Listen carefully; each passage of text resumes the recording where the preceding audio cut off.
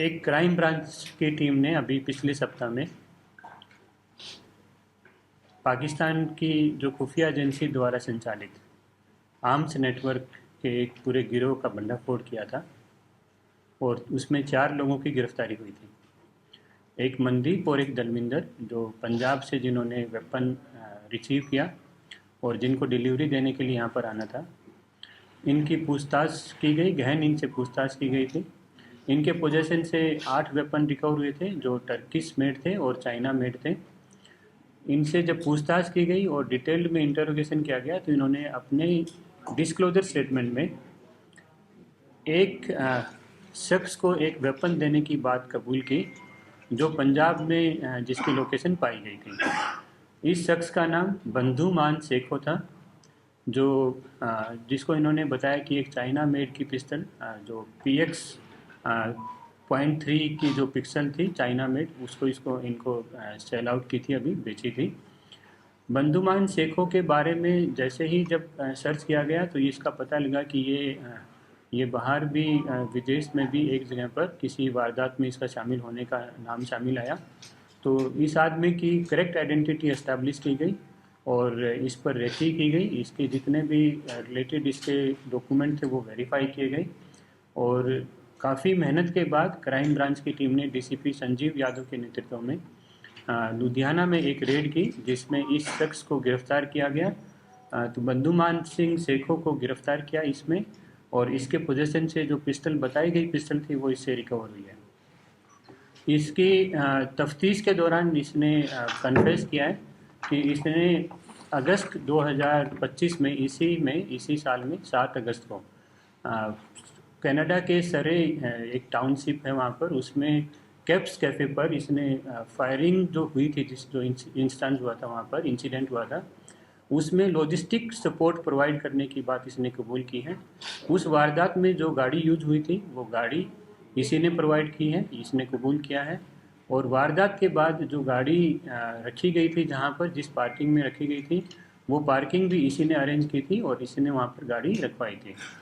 ये कनाडा में भी एक केस में पहले गिरफ्तार हो चुका है वहाँ पर भी, और ये वहाँ भी वांटेड था। ये वहाँ से एब्सकॉन्ड करके इंडिया में भाग आया है, यहाँ पर आया है। इसकी आने की जांच पड़ताल की जा रही है, जो डॉक्यूमेंट्स इसने यूज़ किए हैं उसकी जांच पड़ताल की जा रही है।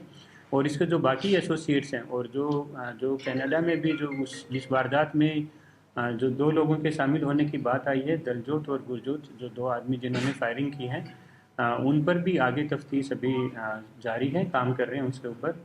और इस पूरे गिरोह के जितने भी नेटवर्क में जो शामिल आदमी थे उनकी भी एक एक कर आइडेंटिफाई करने की और शिनाख्त करके कार्रवाई करने की आगे प्रोसेस जारी है।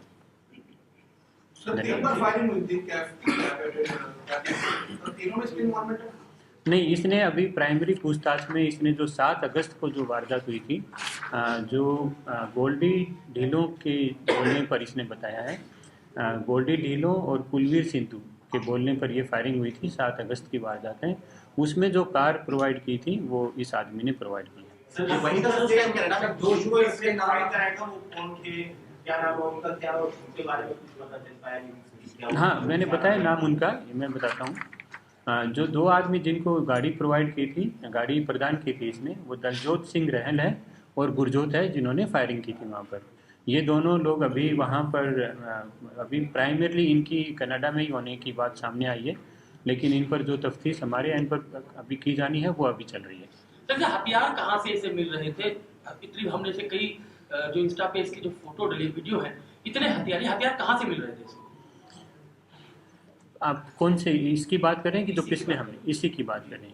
ये तो अभी अगस्त के एंड में सितंबर के फर्स्ट वीक में इंडिया में लैंड किया, यहाँ पर आया ये, तो इसलिए अभी जैसे जैसे एक्टिव हो रहा था तो इनसे संपर्क में आया है और ये एक वेपन बात कबूल करने इसने कबूल किया है वेपन लेने की। तो ये एक वेपन तो इसका यहाँ पर है, लेकिन जो पुराने इसकी जो कनाडा के जो इन्वॉल्वमेंट है उस पर इससे पूछताछ अभी जारी है। सर इसने किसके कहने पर लॉजिस्टिक प्रोवाइड कराई थी और ये पूरा बिजनेस सिंडिकेट है? हाँ, इसमें जो वारदात जो हुई है उसमें जो गोल्डी ढीलों और जो मैंने आपको बताया अभी एक सिद्धू नाम का आदमी है, इनके बोलने पर इसने फायरिंग की है। और गोल्डी ढीलों ने डायरेक्ट जो कमांड दी है, जो इसने डायरेक्शन दी है, वो एक सीपू नाम के आदमी को दी है। सीपू ने फिर इंटर्न इसको बोला है कि तुम गाड़ी अरेंज करके दोगे, तो इसने गाड़ी अरेंज करके दी है। और फिर गाड़ी वारदात के बाद जो पार्किंग में आने की बात है वो भी इसी को अरेंज करना था, तो सीपू के बोलने पर इसने ये कार्रवाई की है। इसके बदले में पैसा मिला, कुछ मिला इसे क्या? इसके बदले इनका जो कारोबारी रिश्ता है उसमें इसको फ़ायदा पहुंचा है, ये इसने कन्फेस किया है, इसने बात ये कबूली है।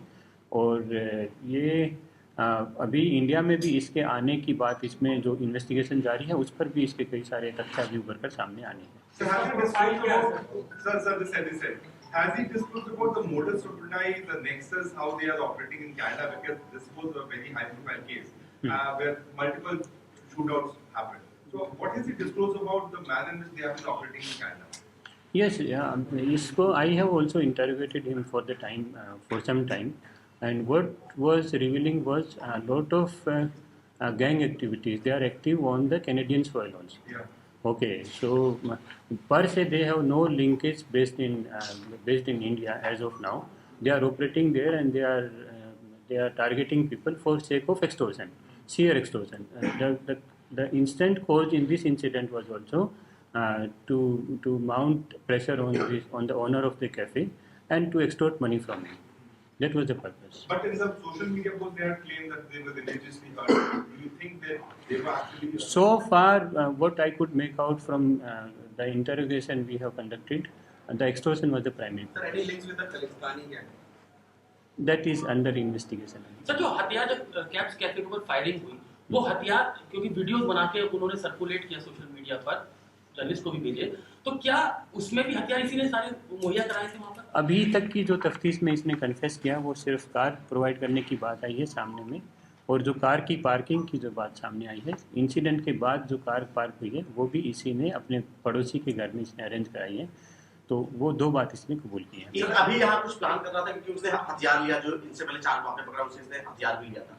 अभी कुछ प्लान इनकी जो फॉरेन में जो, जिससे पिछली बार मैंने आपको बताया था, एक सोनू खत्री गैंग है जो गोल्डी ढीलो गैंग है, और फिर एक इनका पाकिस्तान में ऑपरेटिव है, और ये खुद भी इंसान जो है, ये हैरी चट्टा नाम का एक जो पाकिस्तान में ISI समर्थित एक आतंकवादी बैठा हुआ है, जो उसके संपर्क में भी ये रहा है, उस गैंग का भी ये आदमी रहा है। तो इनकी वहाँ पर जो आपसी राइवलरी है, और जो दूसरा जो ग्रुप है, इनका जो राइवल ग्रुप है, उनके चलते ये सारा काम फॉरेन सॉइल पर ये लोग कर रहे हैं। इसमें अभी प्राइमरली इंडिया से या हमारे यहाँ से कोई ओरिजिन की कहीं बात अभी तक कोई सामने नहीं आई है, ये सारा फॉरेन सॉइल पर हो रहा है। वहाँ जो राइवलरी में जो पकड़े जा रहे हैं या जो एक्सपोर्ट कर जा रहे हैं, अब ये किस वजह से इंडिया, ये अभी अंडर इन्वेस्टिगेशन है ये पार्ट, क्या वजह थी So इसकी what इंडिया was आने the की, actual amount demanded by them from Kapil Sharma and that is under investigation. अभी इसको पूछताछ कर रहे हैं। सर, वो ISI की किसके संपर्क में क्या ये बंधुमान अभी जिसके संपर्क में अभी भी है सर, वो मतलब ये उनके संपर्क में रहा है। क्या नाम सर आपने बताया? ISI हैरी चट्टा नाम है जो वो एक्टिव मेंबर है वहाँ पर, वो एक्टिव ये तो अभी पाकिस्तान में बेस्ड है, प्राइमरली पाकिस्तान में बेस्ड है, लेकिन ये पूरा एक नेटवर्क काम करता है जो फॉरेन सॉइल पर ही काम करता है। पाकिस्तान की ISI इसमें शामिल रहती है, जो वहाँ पर कंट्रोल करती है, इनको डायरेक्शन इशू करती है, और ये उसी इंसिडेंट को करने का अंजाम देने के लिए जो मॉनेटरी सपोर्ट चाहिए उसको एक्सटॉर्शन से वसूलते हैं। जी, तो क्या ये कभी हैरी के लिए कुछ काम किया है बंधुमान? ये अभी इससे पूछताछ कर रहे हैं। हिंदुस्तान में कोई मुकदमा है इसके ऊपर पहले सर?